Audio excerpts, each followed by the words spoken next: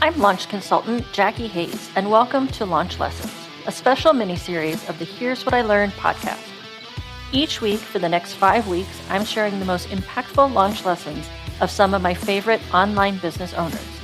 If you're in the middle of a launch or have one coming soon, listen in and learn from these incredible entrepreneurs. Today's guest, Deanna Seymour, and I are 100% on the same page when it comes to launching. Experiment and make it yours. I love the launch stories Deanna shares, so take a listen and enjoy. Hey, what's up? My name is Deanna Seymour, and I'm a graphic designer and marketing strategist. I take your brilliant ideas and make beautiful visuals to make sure people pay attention to what you have to say and what you have to sell. So, when Jackie asked me to participate in this, I was like, oh yeah. My first launch lesson is that I hate launches, and I never want to do them. So, there's no way I could be a part of this series. But then, I sat with it for a second and realized that I just do them a little bit differently. And to be honest, I don't do them often. But I did think of a couple things about launches that I could share. So, here goes. The first one is what I call my Instagram stories experiments. So they're basically like a super soft launch of any like harebrained scheme that I have and that I think would be a good offer. So the thing is, people will tell you all day long that your new idea is great, but until you get someone to prove that by giving you money for it, it doesn't really matter. You know, like your friends are like, oh my gosh, this is amazing. But then when you open your cart, you're like, hello? So, I mean, if you have a business, the point is for people to buy things from you. So, back when I first started my business, I did a week of daily experiments on Instagram and had people just pay me through Ko-fi, buy me a coffee, you know that place? And if they wanted the thing that I offered that day, they would just pay me through there. So, it was super low tech and simple. Like, I don't even think I had invested in Thrivecart yet. So I just scraped together a scrappy little way to get their money, and they would just message me on Instagram and be like, yeah, I want this. And then I would be like, okay, here, go pay me here. And they did. And then I made the thing. So some experiments didn't sell at all. And one in particular sold like hotcakes. That was my custom gift stickers. So I was like super stoked. This was right when I started my business. It was the first time people were actually giving me money and I like had work to do. It turns out that I was totally undercharging for those gifts, which is probably why they were selling like hotcakes. But I needed to sell some and make some in order to learn that. And then I was like, okay, these take longer than I thought. Like there's some admin work to doing this. I have to get their colors, whatever. So the next time I did it, I bumped the price up a little. And I have actually like continued to offer gifts every once in a while as a pop-up in my business. One time my iPhone broke and those things are expensive. And I was like, I'm going to do a gift sale. And I got money and went to the Apple Store and bought my new iPhone. So it's been like a really fun way. Plus I really like making them. So it's not something, they're so small and I don't charge that much. So it's not really like a offer that's always there, but it's kind of a fun little, you know, influx of money if I need it in my business. It's always there as sort of like a background. So I didn't have to do a lot of work. And then I knew like, okay, this is something people want. And it also gave me that information about how much they were willing to pay. Because I've experimented too a little bit with like less revisions, charging more, making rules around. Like I've been able to figure that out. So and also, thank goodness that I didn't spend a bunch of money and time flushing out the ideas that no one even wanted during that week of experiments. So I always sort of go to my Instagram stories first to say like, hey, I have this cool idea. Who wants it? But they have to pay me. They have to prove it. They can't just say like, yeah, that's a great idea. And then I think, oh, it's a great idea. I'm going to go do a bunch of work to make this happen and then hope they pay me. Like if someone really thinks it's a good idea, they're going to get out their credit card and prove it. You know what I mean? So that was like the first thing that came to my mind about launching. Because that was way back when I started and I just feel like it was like the kickstart I needed in my business. So the next thing that I thought would be kind of a fun story is that when I, like later on in my business, when I was ready to officially launch my mastermind, I had this idea to send 7 days of emails telling stories from my life. So the common thread through all of the emails was going to be about community. And so like each email, I would talk about stuff, like I referenced people.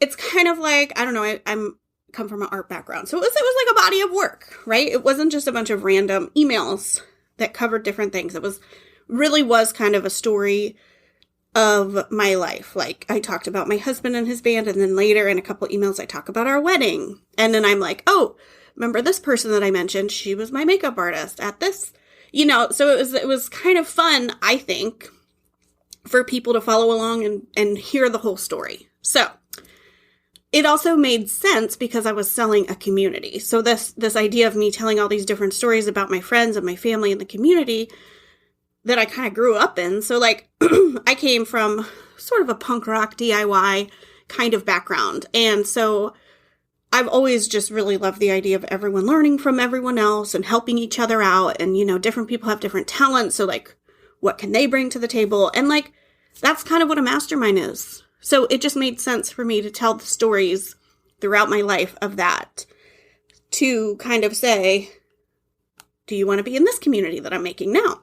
So I loved writing those emails. And it was like a little trip down memory lane for me.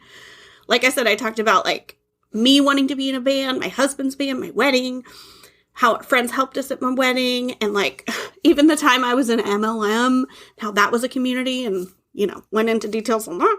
But anyways, even like an annual event in Richmond that was called Best Friends Day.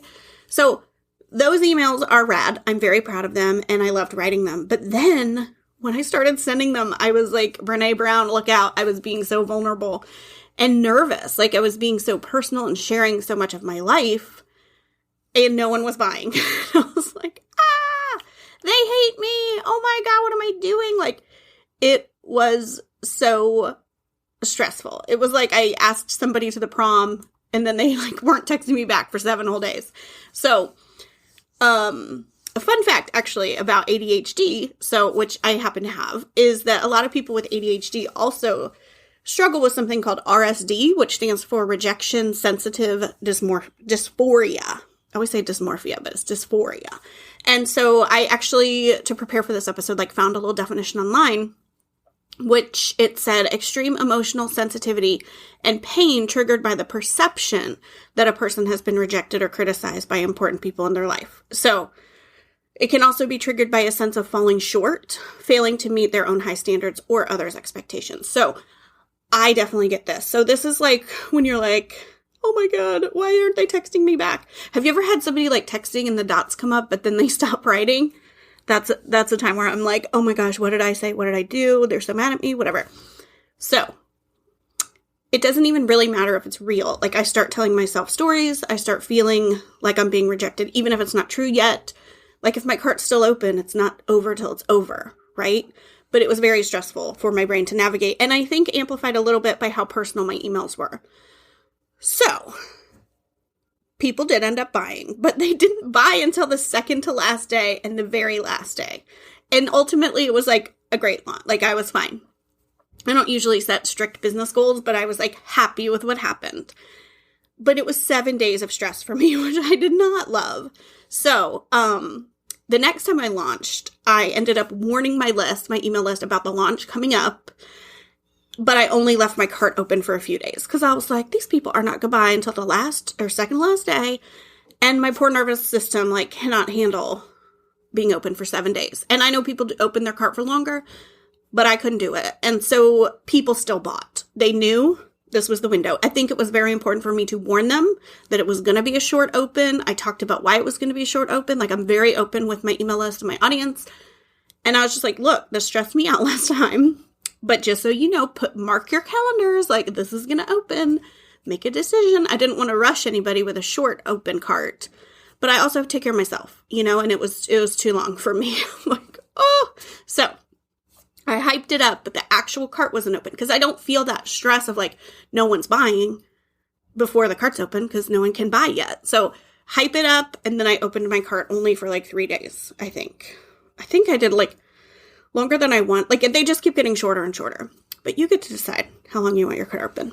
So honestly, what really feels good to me is just leaving things open. So my mastermind is not open all the time, But everything else, like I'm a little different because I'm a graphic designer. So I mostly work with clients one-on-one and as retainer clients, VIP days. So I'm really okay with just consistently emailing my people and making my podcast episodes and reminding people that I'm like, I'm here and I'm ready for you when you're ready for me. Like it makes sense for me to do that. Like sometimes clients leave, I need to fill a spot, whatever. So I don't do a ton of like launches per se. And I do have one small course about making gifts that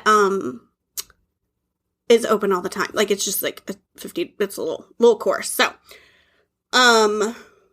you know, I can see how if you don't have like an official launch, things like that could start to fade into the background or sort of blend in. So I do think it's important that you have a plan that keeps you accountable to making sure that you're still offering stuff, because I can see how it could fall in the background. And if you're not even mentioning what you sell, like I said in the beginning, the whole point of a business is to make money. So maybe special events, flash sales, things like that. So I think the main takeaway is that for me, I had to find the balance between like what worked for me and what worked for my audience. And I would maybe invite you to do the same. If you stress out about launches, you love them, you hate them, like figure out what works for you, but also what sells your stuff. And I really feel like the way you can figure that out is by experimenting and trying things out. So, yeah, that's my launch lessons. Oh, and if you would like to read those emails that I'm so proud of, you can find them on my blog because I love them so much. I wanted them to live somewhere forever. And so that's at deannaseymour.com/blog. And they're right there and you can read them. So, okay. Thank you so much for listening. You're the best.